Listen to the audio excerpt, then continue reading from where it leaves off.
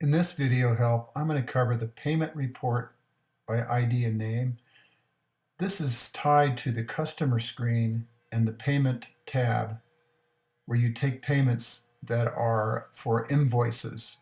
Okay, so what we're looking at here in this report is the individual people that have had an invoice, and basically what it's doing is it's breaking them out in this case by their ID number, the customer ID, and then the customer name.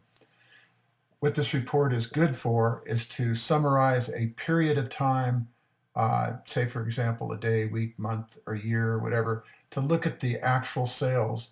And in addition to that, also if there are any balances, you can just run your cursor down and you can see there's balances on these two records. You can see the total balance that's due at the bottom where it says total balance. This is for this record. This one is for this record, and this one is for this record as far as balances. So you can see who actually still owes you a payment based on their invoicing. Depending upon how you run your business, where you're going business to business or individuals, as far as retail are concerned, you will be able to see at least the information and the obvious thing, the ID, which breaks down in the customer screen to the list that's on the side of the screen. You can see the invoice and customer ID and name. So it's easy to find the person you're looking for. You can also click on this little green arrow right here in the circle. It'll take you right to that record on the payment screen. So when you do a find, by the way, it's like the other reports. When you do a find and you're looking for a specific record or records and by a date or time period, when you get done running the report, make sure that you go back after you get done and show all the records again by clicking on the Show All button. That returns all the records.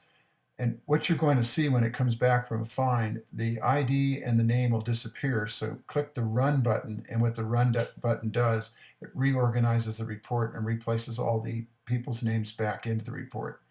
The same thing pertains to when you group a bunch of records in a find.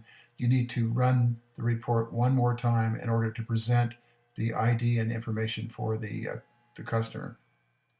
Now, obviously, in a find, when you go to look for information, you have to use not these two fields, but any field in this area over here.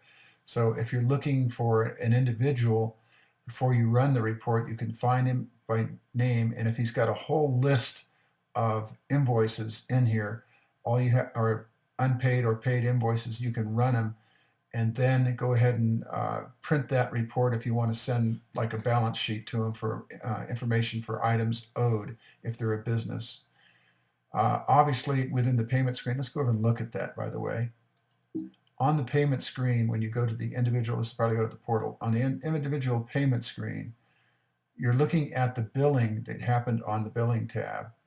You're showing the tax that needs to be put against the individual thing from the invoice, the subtotal, and then the total with the taxes. And then if nothing is paid, you have to make sure that you look at this number here, place the balance due in this field, the amount due, put the amount paid, and then the balance will automatically be calculated. Make sure you do drop in the date of the payment so that you know when it was paid, because that'll be part of the report information. And then how it was paid. Was it paid with a check, credit card, whatever method it was paid, cash? And then it's best to put in the check number or the last four of the credit card, or you can just write cash in there if you want to for if it's cash.